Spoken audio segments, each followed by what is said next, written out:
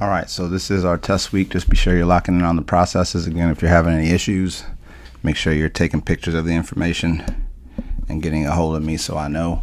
Hopefully you're using your quizzes to identify areas of weaknesses, but the second step is most important. If you know you've missed a question during these last 3 weeks, 4 weeks, and you do nothing to get better at it, then you know you're going to miss it again. So make sure you try to do something to get that question under control, because you've literally been looking at the questions that are on your assessment almost every day.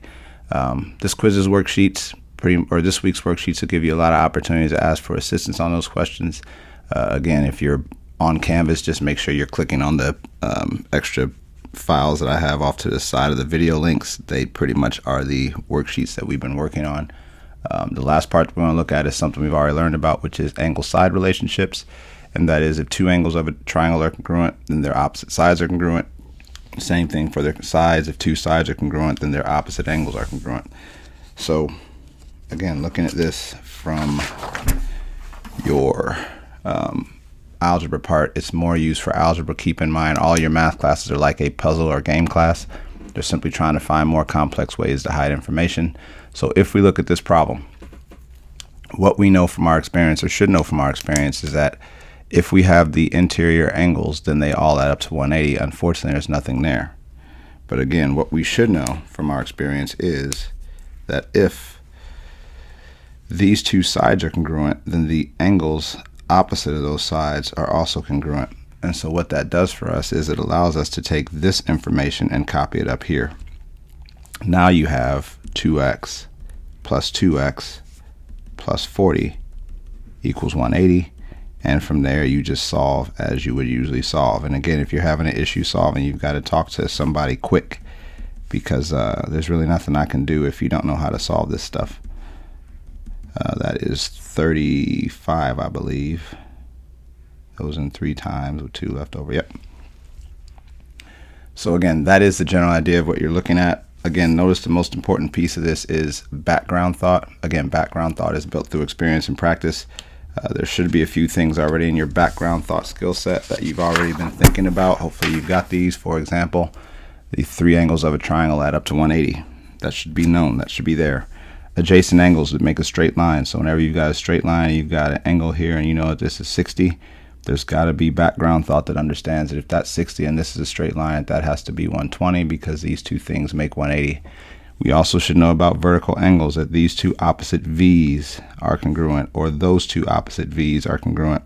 And the last thing is, or what you want to add to this now, is if the sides are congruent, then the angles are congruent, or if the angles are congruent, then the sides are congruent. So again, just be sure you're trying to remember these things. It does help for the SSS, SAS stuff, but that's not as important as your triangle angle relationships. So I will look at the first few problems on this worksheet. If you want to pause it and try it out, or whatever it might be, first 5 problems or so. On this one, it says find the measure of ABC.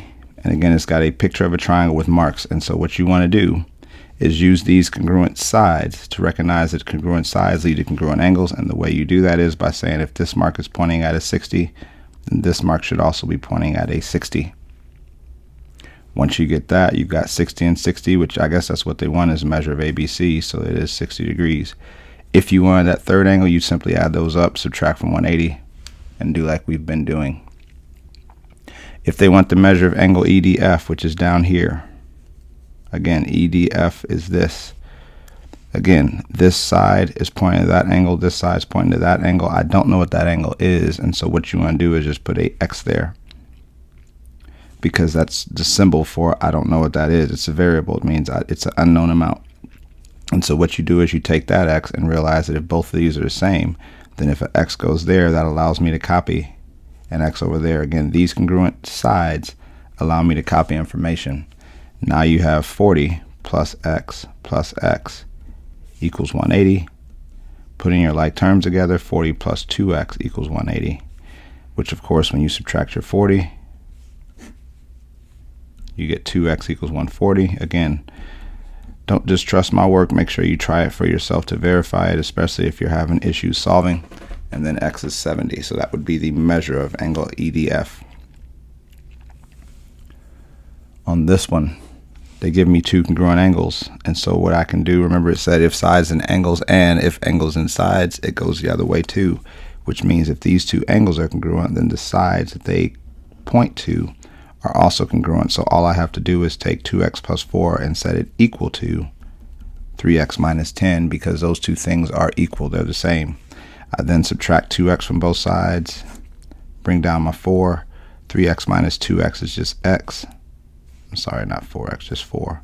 Then add your 10, getting 14 equals x, and that's all you need. Now, if they wanted the measure of those sides, you would take that 14, plug it in, and do some other things, but again, that's all they want. All right. So again, the overall point of this lesson is to make sure you remember that if you see a problem with congruent sides or congruent angles, it means that you should have a duplicate of something in that triangle. In this case, this side is pointing at 2x plus 3, so that means that this side is also 2x plus 3. Again, a duplicate because those two sides are congruent, meaning those two angles are congruent. Now we have three angles, so 2x plus 3 plus 2x plus 3 plus 90, because you got a 90-degree angle, equals 180. From there, putting this together, you get 4x. That makes 6 plus 90, which makes plus 96, equals 180. Subtracting your 96, you end up with 84, and then when you divide by 4, you end up, I believe, with 21, which is your answer that you're looking for.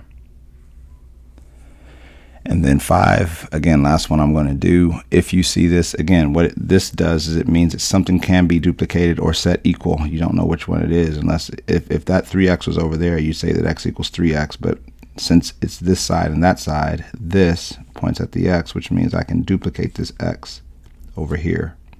Because these sides are congruent, these two angles have to be congruent. So 3x plus x equals 180. That's 3, 4, 5. X equals 180. Dividing by 5. 5 goes into 18 3 times with 3 left over. I think it's 36 would be what you're looking for on that. So those are the main new questions on that worksheet. Again, print that, or at least pull it up and use it to work out on your Canvas page or on your Chromebooks. And again, if there's any questions you're having issues with, take a picture of it, send me an email, and let me know where you're stuck so I can try to help you out. And we'll go from there. But outside of that, have a good day, and I'll talk to you later.